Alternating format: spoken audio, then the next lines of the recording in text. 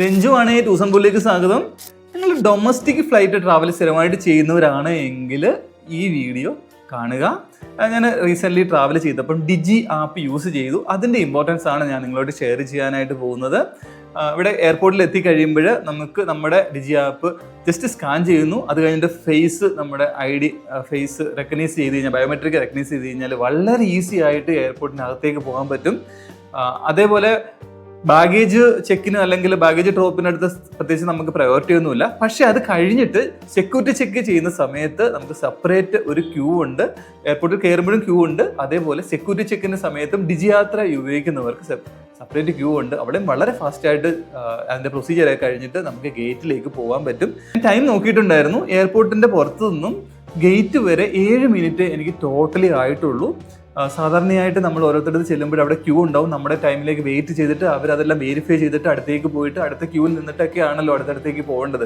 അപ്പോൾ ഇങ്ങനെയുള്ള ക്യൂ എല്ലാം നമുക്ക് ഒഴിവാക്കാൻ പറ്റും ഡിജി യാത്ര യൂസ് ചെയ്ത് കഴിഞ്ഞാൽ. അതാണ് എൻ്റെ ഏറ്റവും വലിയ അഡ്വാൻറ്റേജ്. പ്രത്യേകിച്ച് സ്ഥിരമായിട്ട് ഡൊമസ്റ്റിക് ഫ്ലൈറ്റ് ട്രാവൽ ചെയ്യുന്നവരാണെങ്കിൽ നിർബന്ധമായിട്ട് ഈ ഡിജി യാത്ര യൂസ് ചെയ്യാം. എങ്ങനെയാണ് ഡിജി യാത്ര ആപ്പ് യൂസ് ചെയ്യുന്നത് നമുക്ക് നോക്കാം. പ്ലേ സ്റ്റോറിലോ ആപ്പ് സ്റ്റോറിലോ പോയിട്ട് ഡിജി യാത്ര എന്ന് കൊടുത്തു കഴിഞ്ഞാൽ ആപ്ലിക്കേഷൻ കിട്ടും. അത് ഡൗൺലോഡ് ചെയ്യുക, മൊബൈൽ നമ്പർ കൊടുത്ത് വെരിഫൈ ചെയ്യുക.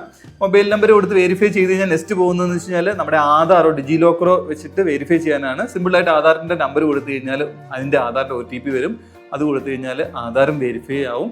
അടുത്തതായിട്ട് നമ്മുടെ ഫേസ് റെക്കഗ്നൈസ് ആണ്. അത് ജസ്റ്റ് ഒരു സെൽഫി എടുത്താൽ മതിയാവും. അതോടുകൂടി ഈ ആപ്പിൻ്റെ രജിസ്ട്രേഷൻ എല്ലാം കഴിയും. പിന്നെ നമ്മുടെ അടുത്ത ട്രാവലിൻ്റെ സമയത്ത് നമ്മുടെ ഫ്ലൈറ്റ് ടിക്കറ്റ് എടുത്തിട്ട് വെബ് ചെക്ക് ഇൻ ചെയ്യുമ്പോൾ ലാസ്റ്റ് QR കോഡ് വരുമല്ലോ. ഈ QR കോഡ് ഒന്നുകിൽ സ്കാൻ ചെയ്യുകയോ അല്ലെങ്കിൽ അവിടെ അപ്ലോഡ് ചെയ്യുകയോ ചെയ്താൽ മാത്രം മതിയാവും. വളരെ സിമ്പിളായിട്ട് ഇതിൻ്റെ പ്രൊസീജിയറൊക്കെ നമുക്ക് ഫിനിഷ് ചെയ്യാൻ പറ്റും.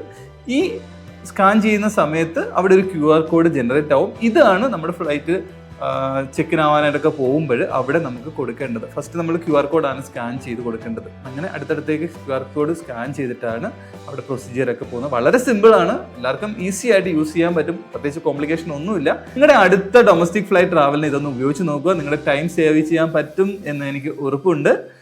ഇങ്ങനെയുള്ള ട്രാവൽ വീഡിയോസിൻ്റെ ഇൻഫർമേറ്റീവ് ആയിട്ടുള്ള വീഡിയോസാണ് ഞാൻ ചെയ്യുന്നത്. അപ്പോൾ നിങ്ങളുടെ അടുത്ത ഒരു നല്ല യാത്ര ആശംസിച്ചുകൊണ്ട് നിർത്തുന്നു. നന്ദി, നമസ്കാരം.